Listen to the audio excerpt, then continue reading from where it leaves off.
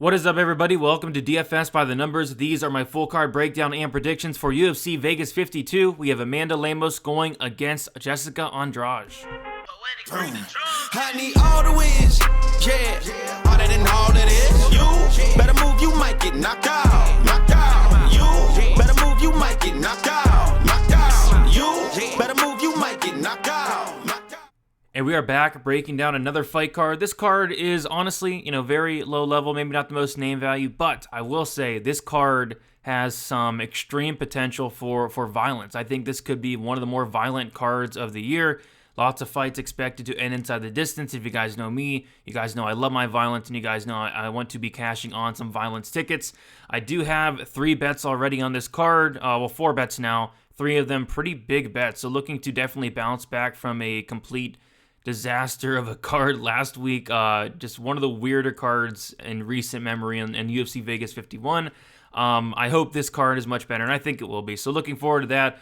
Before we get started, if you guys can leave a like, subscribe to the channel if you have not already. Looking forward to getting 15K hopefully in the near future. Thank you guys so much for all your support week in and week out. You guys are phenomenal. Other than that, feel free to check out dfsbythenumbers.com if you are looking for extra content, bets, articles, videos, all that good stuff. Tons of stuff going on over there. I say we get right into it, though. No time to waste. We have 11 fights to break down. We were supposed to have 14. We did lose 3 fights, but hoping these 11 do stay intact. We have Mike Jackson going against Dean Barry, and this is about as low level as you can possibly get. We have Dean Barry, who is 29 years old, 5'10". He is 4-1 in his MMA career. And Mike Jackson, 37 years old, 6'2", 74-inch reach, 0-1 in his MMA career. And Mike Jackson did get a win over CM Punk. That was a while ago, like 3 years and 10 months ago. We got a decision win against CM Punk. It did get overturned because he did pop for some marijuana there. But there's not a lot of tape out there on really either guy. But Mike Jackson, you're able to watch like an amateur fight.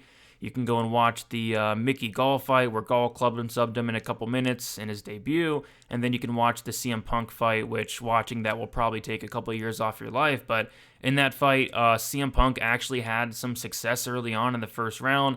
CM Punk actually took down Mike Jackson. It was just a very bad look. And, just not...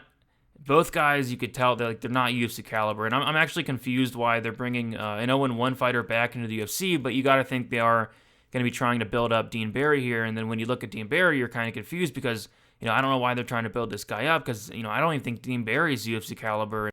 You take a look at the odds and, Dean Barry is the biggest favorite on the card, and I believe the biggest favorite of the year. Opened up minus 700, he's minus 1,500. And Mike Jackson opened up plus 525, and he's plus 750. So, we have a minus 1,500 in Barry, who, honestly, I don't think he's ready for the UFC yet. And he's minus 1,500. That just goes to show, how not great Mike Jackson is. So, I think Dean Barry comes out here. I think Dean Barry should starch Mike Jackson in the first 60 seconds, first couple minutes. If he doesn't, it probably just cut them both. Like, he should go out here and finish Mike Jackson early on. Dean Barry has some power, solid striker. The grappling just seems to be non-existent. But I do think this fight does stay standing. And I do think Dean Barry knocks him out. Dean Barry, 4 wins, all by knockout, all come under 1.5 rounds. I would really be surprised if Dean Barry did not finish Mike Jackson early on. So, weird fight to kick off the card. I think Dean Barry wins. I think Dean Barry wins by a first-round knockout there. Next, we have Marcin Prachnio going against Philipe Lins. We have Prachnio, 33 years old, 6'3", with a 74-inch reach, 15-5 and 2-3 in his last 5 fights. Philipe Lins, 36 years old, 6'2", with a 78-inch reach, 14-5 and 3-2 in his last 5 fights. So we'll take a look at the odds, and pretty close here.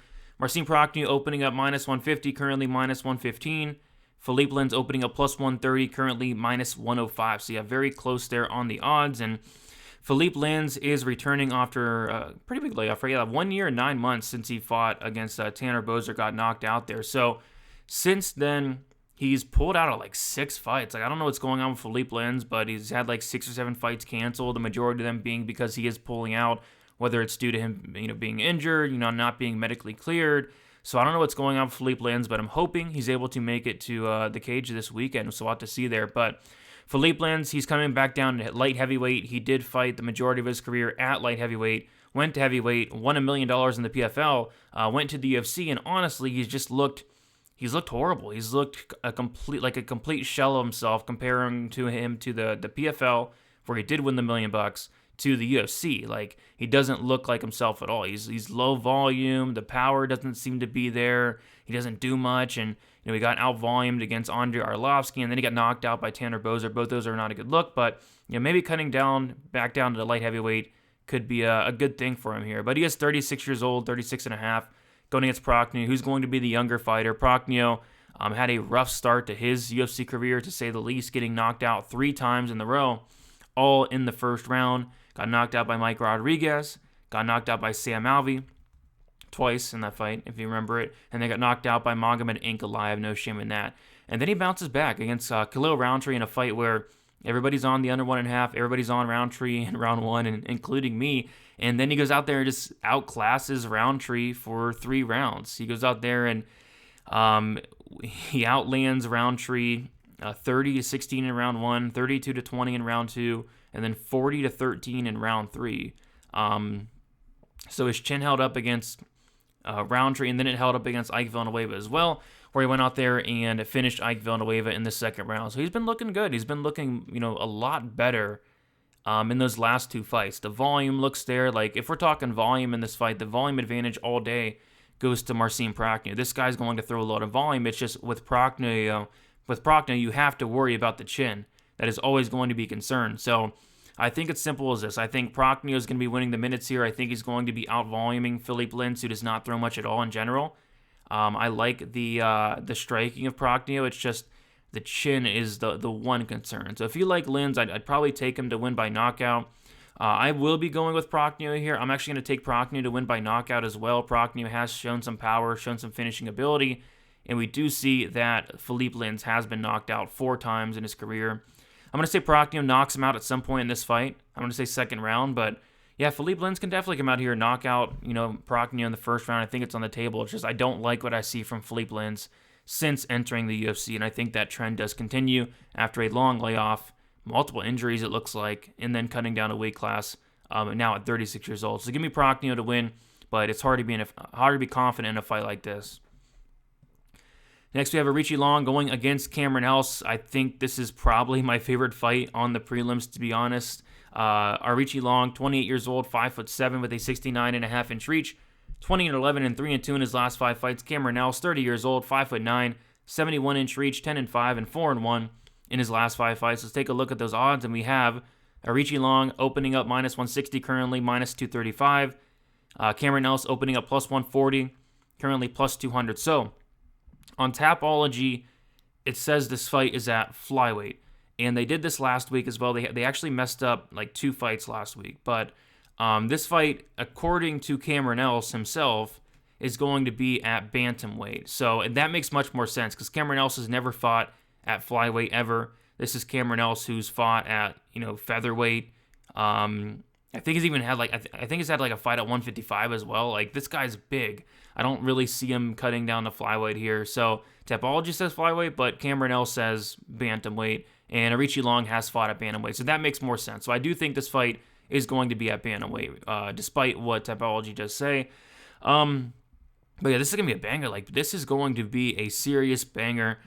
Cameron Else is a kill or be killed fighter. We actually have 2 kill or be killed fighters on this card. One is Cameron Else, one is Jourdain Wright. And I love watching fighters like that. They're so much fun to watch. Like, Cameron Else, he has 10 wins. All of them are in the first round.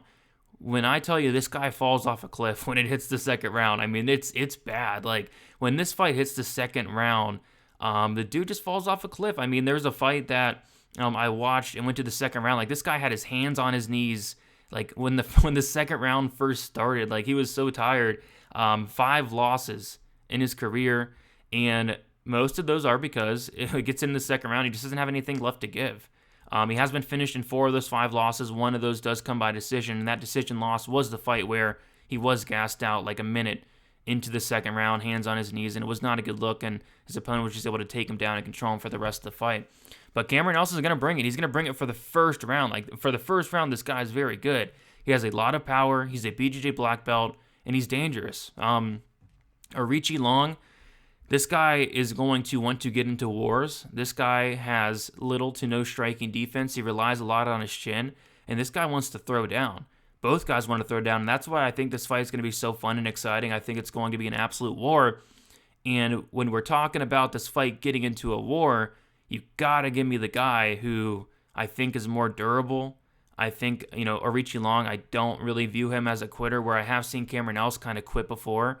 And on top of that, we have seen Aoriqileng go 3 rounds and look solid doing it. He's going to have the cardio advantage. So I kind of think Cameron Else, he's 10 wins all in the first round. I kind of think he's round 1 or bust, whereas Aoriqileng, I think he can, extend this fight, get it to the second round. Like, you need to get the fight to the second round, and then I think he breaks Cameron Else early second round. So, yeah, this can be a fun war. Cameron Else, if he can get the fight down to the mat, again, he's a BJJ black belt. Aoriqileng has been submitted a decent amount of times, actually. He's been submitted 3 times, but Aoriqileng's never been knocked out. I like that about him. I think he's the more durable fighter, and I think he kind of breaks Cameron Else as the fight goes on. But yeah, this fight is probably my favorite fight on the prelims. It's going to be a banger. Give me Aoriqileng to finish Cameron Else in that second round with a knockout. All right. We have the return of Tyson Pedro going against Ike Villanueva. We have Tyson Pedro, 30 years old, 6'3", with a 79-inch reach, 7-3 and 2-3 in his last 5 fights.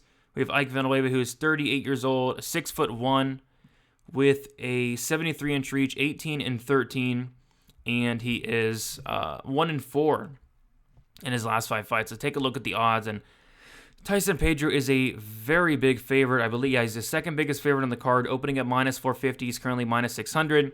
Ike Villanueva opening up plus 350. He is currently plus 425. So a very big favorite here in Tyson Pedro. And as we're going to take a look, the dude's not fought in a long time. He has not fought in 3 years, in 4 months, and his last win was 4 years and 2 months ago. So we have not seen Tyson Pedro in a very long time.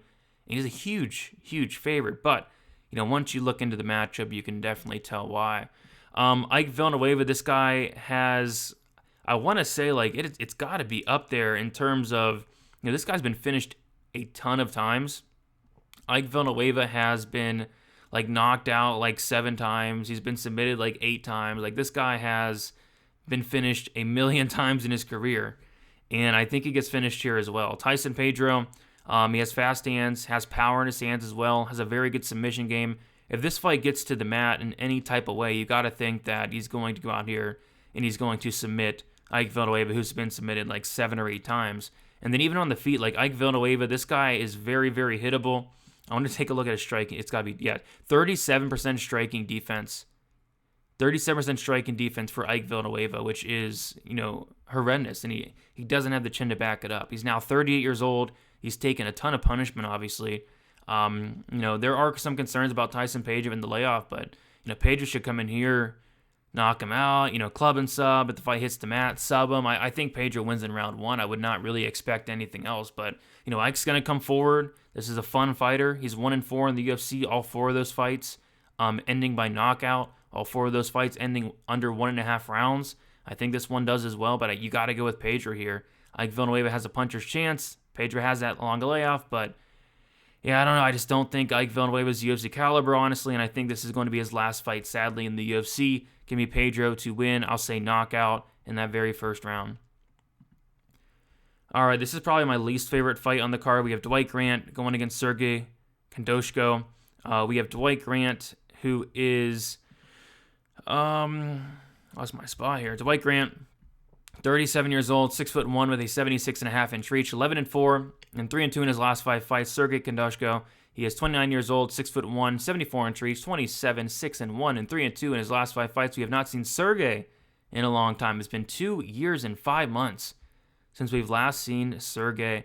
This is a close fight. We'll take a look at the odds, and we see that it is lined fairly close, as it really should be. We have Dwight Grant opening up plus 165. Currently minus 103, and then Sergey Khandozhko opened up minus 190, currently minus 117, and kind of flip a coin on this one. So both these guys, definitely low volume. I do give the power advantage to Dwight Grant. I don't think either guy is going to shoot a takedown. I think this fight has potential to be very, very boring, actually. I think I'm going to side with Dwight Grant just for the power advantage because he's been more active. We have not seen Sergey in a long time. That could be a good thing. It could be a bad thing. He is young, 29 years old, but I'll take Dwight Grant. I'll take him to land the harder shots, but yeah, this is a fight I want nothing to do with, and I'm hoping I'm wrong about it. Hopefully it's more exciting than I'm kind of imagining it, but I kind of imagine them just sticking on the outside, point fighting, not much going on, not a ton of volume. Dwight Grant occasionally land the harder shot, and I'll take Dwight Grant to land the harder shots. I don't know if he knocks out Sergey, but I'll say Dwight Grant wins like a very close and competitive decision there. Next fight, we have this could be my favorite fight on the card potentially. Jourdain Wright, big fan of the guy, going against Marc-Andre Barriault. We have Jourdain Wright, the Beverly Hills Ninja. This guy's awesome, man. I mean, talk about kill or be killed. We talked about Cameron Else. We have Jourdain Wright, who is most definitely kill or be killed, and I like that about him. We have Jourdain Wright, 30 years old, 6'2", with a 77-inch reach, 12-2, and 3-2 in his last 5 fights. Marc-Andre Barriault, 32 years old, 6'1", with a 73-inch reach, 13-5, and 3-2 in his last 5 fights. Marc-Andre Barriault is stepping in on short notice. I was supposed to be Roman Kopylov going against Jourdain Wright, which had been a phenomenal fight, but this fight's going to be phenomenal as well, you got to believe. We have Barriault opening up -175, currently -170. Jourdain Wright opening up +150, and he's currently +145. So yeah, kill or be killed. Jourdain Wright, 14 fights. If you want to count the Contender Series fight against Fluffy, 15 fights. All 15 of them have finished under 1.5 rounds. 13 of 15 have finished in the first round. He is 1-1 in fights that do go to the second round. But other than that, his fights finish very early. And if you watch this guy at all, you can see why. This guy comes out and he goes balls to the wall for like the first couple minutes, and it's either him getting the knockout or it's him getting knocked out. And this guy offensively is very good. He's very high volume. He's very dangerous. But this guy defensively, he's got to be like one of the worst guys on the card. Like, this guy absorbs 8.29 significant strikes per minute. He lands 8.09 significant strikes per minute, but he has a 38% striking defense. He's very, very hittable. His chin's up in the air, and he doesn't have a great chin as well. So, offensively, he's phenomenal. He's dangerous, but defensively, he's a serious liability. Marc-Andre Barriault coming in on short notice, just got knocked out not too long ago. 2 months and a week ago against Chidi in 16 seconds, which was weird because prior to that, this guy's never been knocked out. This guy, I thought had a steel chin, but yeah, Chidi knocked him out in 16 seconds, and that is definitely on the table here. If anybody's going to knock you out in 16 seconds, it could be a guy like Jourdain Wright, but I gotta pick Marc-Andre Barriault here to win because I feel like he has, way more paths to victory, where it's Jourdain Wright. If he wins, it's probably a knockout in the first minute, but Barriault typically is a very durable guy, is a very tough guy. He's going to most definitely be more defensively sound. I think he can have success in terms of maybe even taking down Jourdain Wright, but they're most likely just going to stand and bang until one man falls. And yeah, I think Wright's live. Like, I think Wright is actually weirdly very live, but I just feel like if this fight does get extended, it's going to massively favor Marc-Andre Barriault. But to be honest, I don't really see it getting extended. I think this fight probably finishes in the first round. I'm going to take Barriault to win. But yeah, Wright's an intriguing dog. Wright is a very intriguing dog. I'm going to take Barriault to win, though. I'm going to say he does weather the early storm. I'm going to say he does eventually get right out of there or late first round. But like I said, if this fight does get into the second, into the third especially, it's going to massively favor Barriault. So I get why Barriault is the favorite, but, Wright, he's going to have opportunities. He's definitely going to have opportunities, but I like violence in this fight. I think Barriault does win by knockout. Give me Barriault knockout first round. I cannot wait for this fight. Always excited for a Jourdain Wright fight. All right, we have the main card here. We have Charles Jourdain going against Lando Vannata, probably the most high-level fight on this entire card. It feels like this fight doesn't really deserve to be on a card like this filled with a lot of low-level fights, but it's going to be nice to get a high-level fight here. We have Charles Jourdain, Lando Vannata. Charles Jourdain, 26 years old, 5'9", with a 69-inch reach, 12-4, and 1, and 2-2-1 in his last 5 fights. Lando Vannata, he is 30 years old, 5'9", with a 71-inch reach, 12-5, and 2, and he is 3-2 in his last 5 fights. So take a look at these odds, and I feel like it should be close, and it is. Charles Jourdain opening at -120, currently -115. Lando Vannata opening at +100, currently -105. Yeah, this is probably This is probably one of the closest fights on the card, or toughest fights on the card for me to call personally. We have Charles Jourdain, who is going to be the younger fighter. We have Charles Jourdain, who is probably going to be the harder puncher. We have Charles Jourdain, who looked phenomenal in his last fight against Andriole. And I know it's Andriole. I believe Andriole did get cut, but he looked good. Like, that was the best version of Charles Jourdain we've ever seen. Landed 137 significant strikes. Just looked really good. Finished the fight really strong. And that was his very first decision that he won. So it was nice to see him finally get a decision win. But typically this guy's going out there and finishing his opponents. I guess the one knock on Charles Jourdain is going to be the takedown defense. It's sitting at 48%. And, Lando Vannata, he does have some wrestling. He does average a little bit over a takedown per 15 minutes. I feel like Vannata is going to be going for takedowns in this fight. It's just, Vannata is not really good at controlling his opponents. And on top of that, Jourdain is very good at not getting controlled. So I do think Vannata will go for takedowns. I think he will get takedowns. It's just I don't think Vannata is going to be able to control Jourdain. I think this fight primarily does play out on the feet. And at that point, I think it's going to be very close. But I think I slightly favor Charles Jourdain there on the feet ever so slightly. But yeah, it's going to be a close fight because you're going to have Vannata, who will mix in the takedowns. He won't do anything with them. And then you're going to have Jourdain, who I think is going to land the much harder shots. So I think it's going to go to decision, honestly. Both these guys are great finishers, but both these guys are extremely durable. And I think it's going to be close. Kind of flip a coin in this one, but I'm kind of leaning with the younger Charles Jourdain. This guy's making massive improvements. I liked what I saw in his last fight against Andriole. I'll take Jourdain to win a very close and competitive decision, but really no strong lean on this one for me. I think it's going to be a very fun fight on that potential, but I will take Charles Jourdain to slightly edge it out there by decision. All right, Mudaerji going against Manel Kape, and I really like this fight as well. Another pretty high-level fight, so that's good. We have Manel Kape, who is 28 years old, 5'5", with a 68-inch reach, 17-6, and 3-2 in his last 5 fights. Mudaerji, 26 years old, 5'8", with a 72-inch reach, 15-4, and 3-2 in his last 5 fights. Manel Kape opening up -180, went up and down, currently -180, and then we have Mudaerji opening up +150, went up and down, and currently +155 there. So this is a really good fight. We have Manel Kape, who this guy, went into this UFC debut against Alexander Pantoja, which just shows you, how highly the UFC thinks of this guy, rightfully so. Went in there against Pantoja, lost the fight. I really hated the performance of Manel Kape. I did have a bet on Pantoja in that fight, and I thought Pantoja clearly won it. It's just, I didn't know what Manel Kape was doing. He went out there and landed 49 significant strikes in a fight that did go 15 minutes. He only attempted 91 strikes in that fight. It's just very low volume. And then Matheus Nicolau, kind of the same thing. Went out there, only attempted 102 significant strikes thrown. He landed about over half of them. Just low output once again against Nicolau, against Pantoja. And then he fights Ode Osbourne. The output looks a little bit better. And eventually gets a flying knee against Ode Osbourne. And then against Zhalgas, looks like he kind of put it all together, landing 53 strikes in that first round. So, I don't know, Manel Kape has fought the much better competition. Manel Kape's going to have a speed advantage. Manel Kape is going to be shorter. Manel Kape is going to be at a reach disadvantage. I don't like that. But Manel Kape is going to have a pretty clear path to victory here, and it's going to be with the wrestling.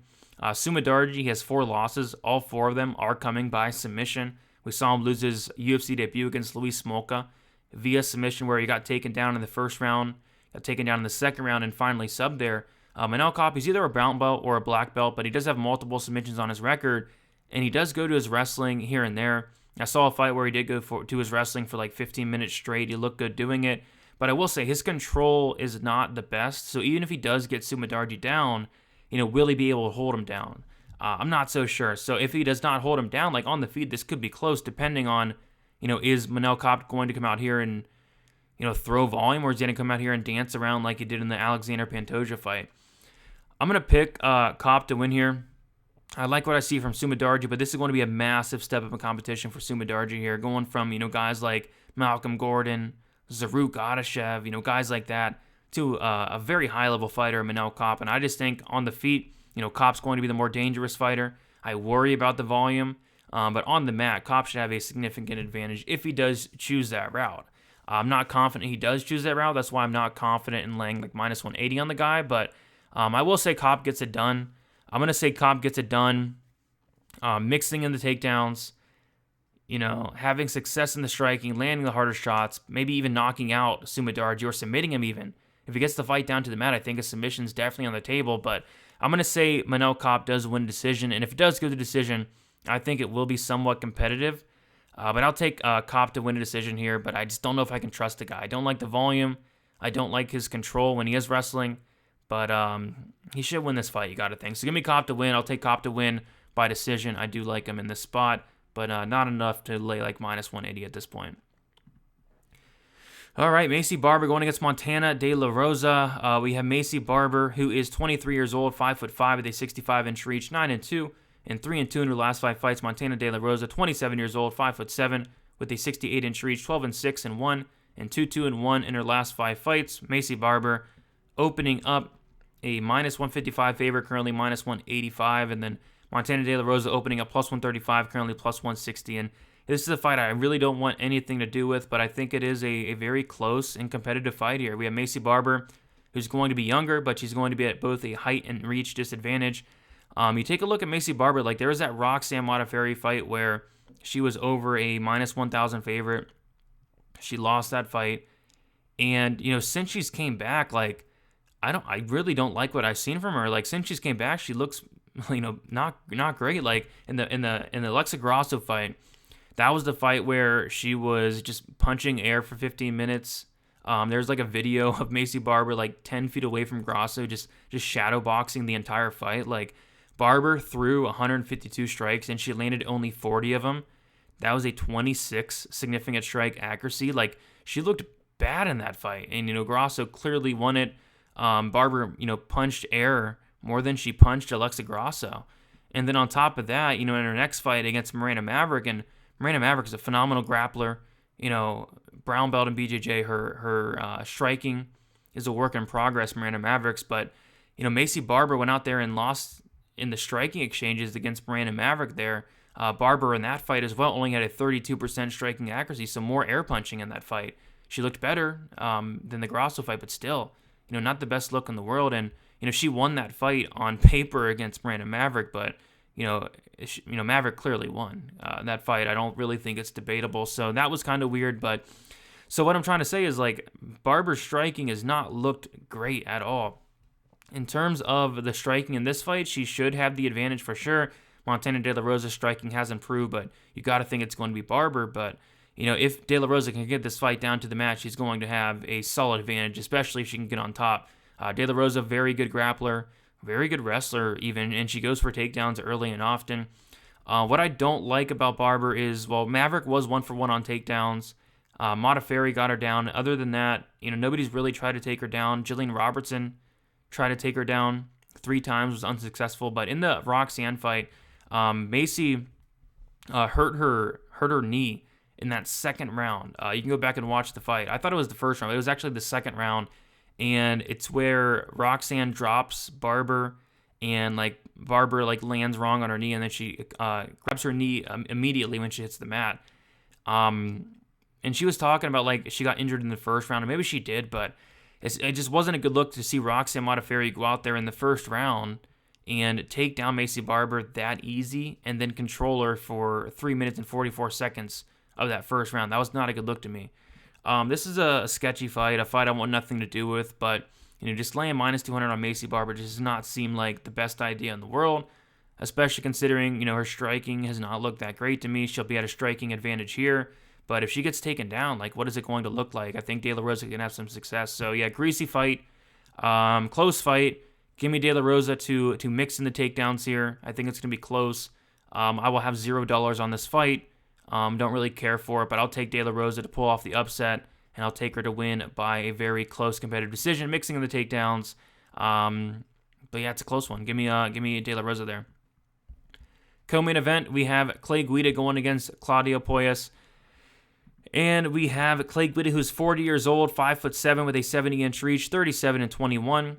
And 2-3 in his last 5 fights. Claudio Puelles, 25 years old, 5'11", 72-inch reach, 11-2, and 4-1 in his last 5 fights. So, yeah, we take a look at the odds, and the line flipped here. We have Guida, who opened up plus 150, went immediately down to minus 150, and he's currently back to minus 105. Claudio Puelles opened up minus 175, went immediately to plus 130 and is now back down to minus 115. So, kind of around a pick'em here, and I do actually agree with the pick'em. Like, this is a very close fight. Yeah, Puelles, who's going to have a lot of advantages, mostly in the tail of the tape and the grappling, but, Puelles is going to be 15 years younger. That's something you really can't ignore. Puelles is going to have a 4-inch height advantage and a 2-inch reach advantage. So massive, massive tail of the tape advantage for Puelles there. Puelles is or has been training at Sanford MMA, and you can definitely see it in terms of the striking. This guy's been making striking improvements. I liked what I saw in his Grutzmacher fight, where he's actually really competitive in the striking exchanges with Chris Grutzmacher early on. I was not expecting that, but Clay Guida's probably going to have the striking advantage. I think it could be very competitive on the feet, but you got to favor Guida ever so slightly, you got to think. And then I think the biggest thing for Guida here is going to be that cardio advantage. Guida has very good cardio. Puelles does not have very good cardio. So it's a close fight. You have Clay Guida, is he going to come out here, go for takedowns against Claudio Puelles?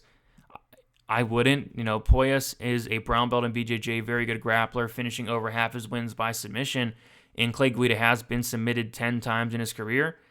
If Clay Guida comes out here, stuffs the takedowns of Puelles, keeps it on the feet, I think he should win that fight, but I think it will be competitive. But if this fight hits the mat in any type of way, Puelles is going to be very live for a sub, whether if he can get Clay Guida down or whether Guida takes him down. I think Puelles is really live for that sub, but yeah, I think it could go either way here. No confidence in this one as well. Very close fight. I'm actually going to take Puelles here to win. I'm going to take him to win by submission at some point, whether it is Guida taking him down or whether Puelles does get him down. I think he submits Clay Guida at some point in this fight. Much younger, much bigger. I like Puelles here ever so slightly, but again, Clay Guida is going to have opportunities. He's going to have the better cardio. I think that's huge. That can't be ignored. So another fight I will not be betting on, but in terms of a pick, I will go with the much younger Puelles to get it done and get it done by first round submission. All right, main event time. Just want to remind you guys, me and Uncle Weezy will be live on the MMA Engine YouTube channel doing a main event deep dive on this video or on this main event. So come check us out on the MMA Engine. Where we go more in detail on this here. So we have Andrade Lemos. Andrade, 30 years old, 5'1", with a 62-inch reach, 22-9 and 2-3 in her last 5 fights. Amanda Lemos, she is 34 years old, 5'4", with a 65-inch reach, 11-1 and 5-1 in her last 5 fights. Jessica Andrade opened up minus 200. She's currently minus 177, and then Lemos opened up plus 170. She's currently plus 152. So, I guess the biggest thing, there's a lot of big things in this fight we got to talk about, but the biggest thing is going to be the level of competition. Like Amanda Lemos, she makes her debut against Leslie Smith at 135 pounds. She gasses out after the first round. She's looking up at the clock with like 4 minutes left in the second round, which was not a good sign, but we got to kind of forgive her for that. That was at 135 pounds. This is at 115. She beats Miranda Granger, who Granger has got to be cut by now. You got to imagine. I think Granger's cut. Mizuki Inoue, decision win. Levion Souza, who I know is cut. And then Montserrat Ruiz, who got knocked down in the first round by Lemos. And then she did win a decision against Angela Hill. But that fight honestly could have went either way. I did score it for Hill. Round 1, Lemos, easy. Round 2, Hill, easy. Round 3, up in the air. I leaned Hill. But a very close fight regardless. And now she's going from Montserrat Ruiz, Levion Souza, Mizuki Inoue to Jessica Andrade, who Andrade has kind of fought the who's who in terms of women's MMA. You take a look at Jessica Andrade's last couple losses. Valentina Shevchenko, champion. Rose Namajunas, champion. Zhang Wei Li, former champion. Joanna, former champion. I mean, she's losing to very, very good fighters. And it's, the level of competition is not even close here. Amanda Lemos, she's fun. She's exciting. She's dangerous. She's a finisher. She hits hard.